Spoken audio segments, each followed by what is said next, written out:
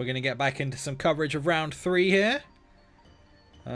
Who have we got coming up, Hacky? All right. We have Tpeezy playing Ivan Slagpot versus RagingYoshi playing Furico. These players are 2-0 in round 3. And Tpeezy is our most recent Cosmic Crown Showdown winner.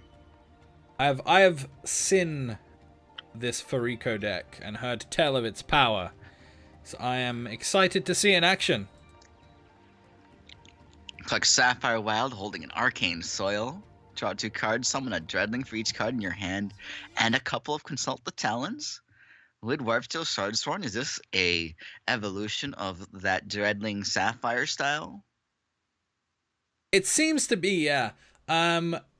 What the deck wants to do is draw a bunch of cards with Consult the Talon, and then hit you in the face with a big Arcane Soil plus Furico power to give all of those Dreadlings +2/+2 on turn 7. It's doing some good work. It's very, very potent and can push out a lot of damage and just get a lot of cards onto the board. If you've noticed the price of Silver Talon Mandate going up over the last week or so, this is why.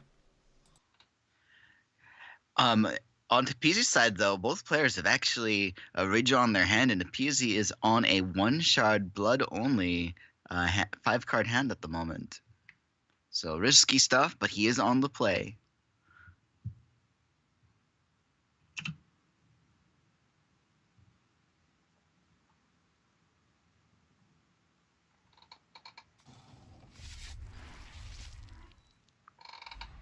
Shard into Geist, but no other shards, and you know that could be very bad for Tpeezy here. What do we see here? We see the Hustler off the top there.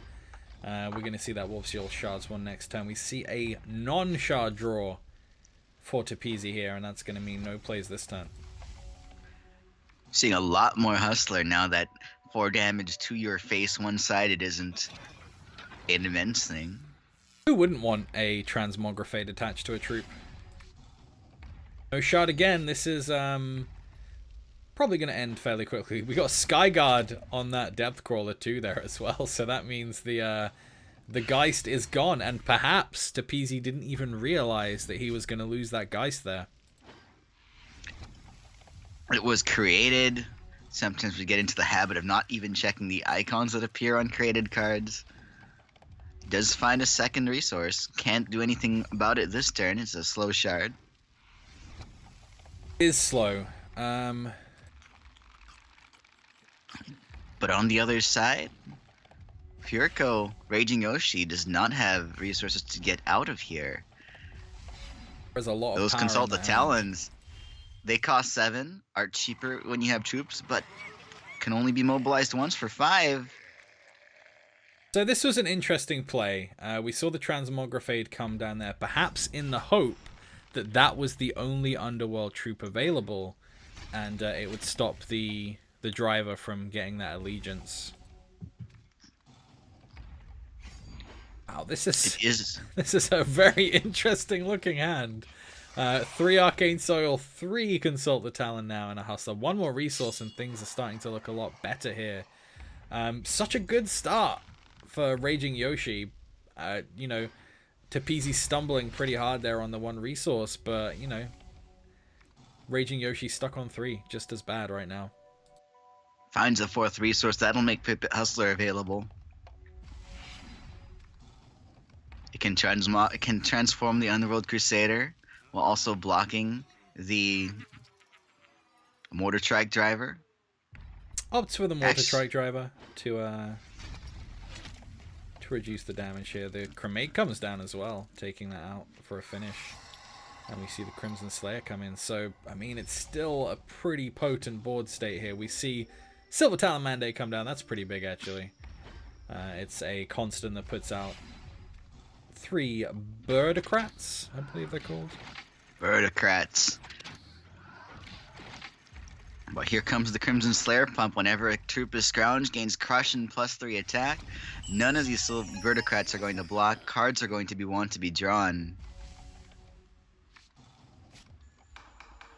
And just more troops out. Yeah, we see the full exhaust here for for RagingYoshi, and nothing that was picked up there was any good. So the concede is straight away afterwards. Wow, that was honestly, I really liked RagingYoshi's chances there, but it just didn't come out.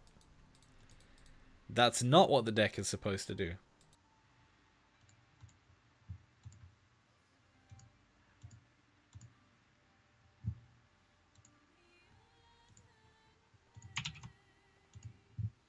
We'll load game 2 and see if Raging Yoshi on the play can show us what this deck wants to do. But Tpeezy drawing out of that one shard hand. I mean, both players not playing on ideal situations.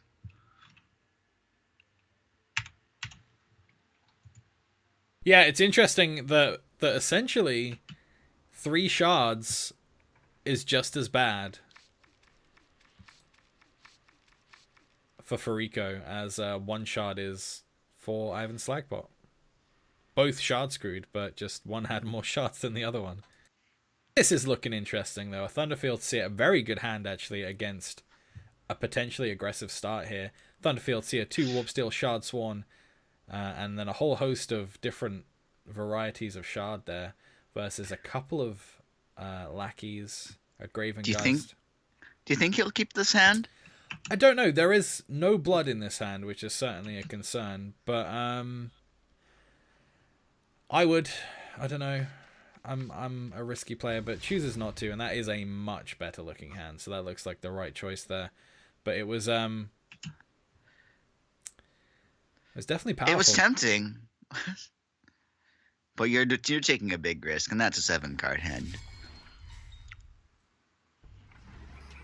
Thunderfield Seer coming in. It's a 1-cost 1/1 that gives you a card draw later in the game. It's pretty hard to argue with.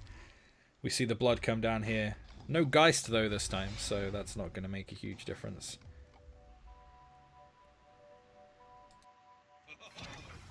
Shard Swan comes down. Hasn't changed the socket in it, so it still retains. Actually, what is that?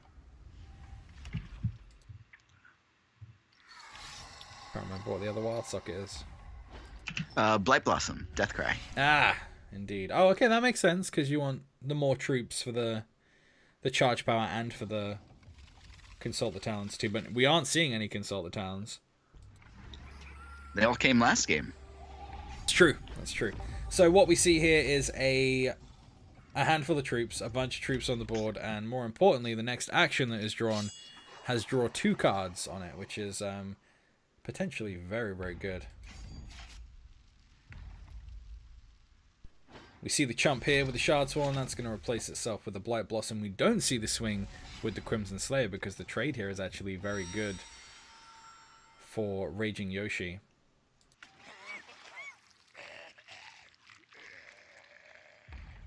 We see that Transmogrifade there turning the opposing Crimson Slayer into a Quashridge Tusker, which is actually quite potent.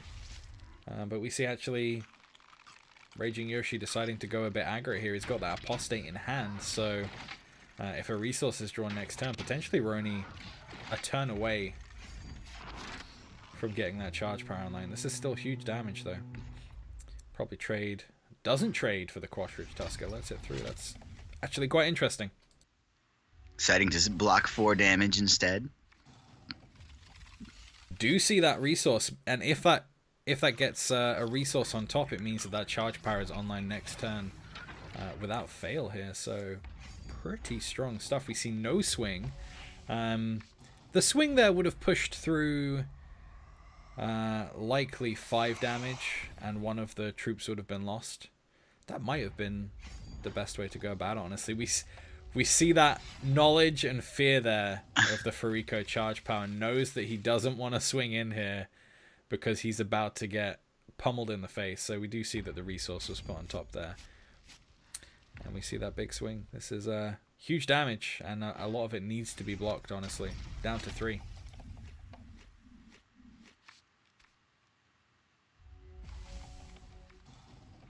To 1 even, because of the Crusader death there.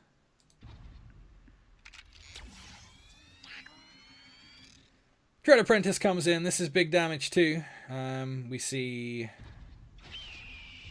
an incredible amount of Dreadlings. We see a buffed Boltwing Phoenix, a 6/1 Geist, and somehow the game has been stolen away from RagingYoshi here by that huge swing with Geist and Web Spawn. Oh my word. Enough to win right there. Yeah, that was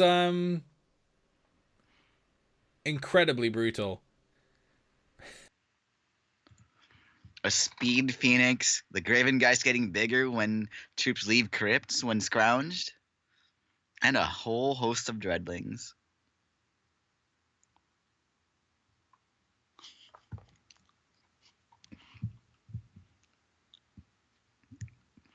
So Redlings 3-0. Doesn't need Lasgars to win. I mean, we saw a lot of Redlings in past bashes win without even playing Lasgar's Vengeance in hand. It was kind of just like, I could kill you with this too. And here showing that aggro is alive and well. Yeah, that was interesting. I actually think they're the swing the turn before when there were just 1/1s on the board. I guess the Phoenix was the draw that last turn, so perhaps that slightly different line could have taken it there. I can't remember how much damage was able to be put out there for Ivan Slagpot, but yeah, that was really huge. Without a speed troop there, it wouldn't have been possible. But if we've seen anything from Mono Ruby mostly, Ruby's still has access to many of its speed troops. Yeah, and the deck is very consistent and very strong anyway, and it's just doing different things. Now, as strong as Lasgar's was, aggro is still good. Like it still does the job. It is feeling a lot like the removal of Lasgar's has done exactly what they intended it to do, and it's just opened up the metagame to new decks. And it hasn't hurt Redlings too much because it can do other things. It's actually forced some innovation on the part of some people. Again, like we saw earlier, the spontaneous combustion was a really nice include, I think. And it may not wipe the board on the opponent's side, but it does provide you with a very decent amount of reach. And even played on your turn, punching through for 8 damage often. That's a lot.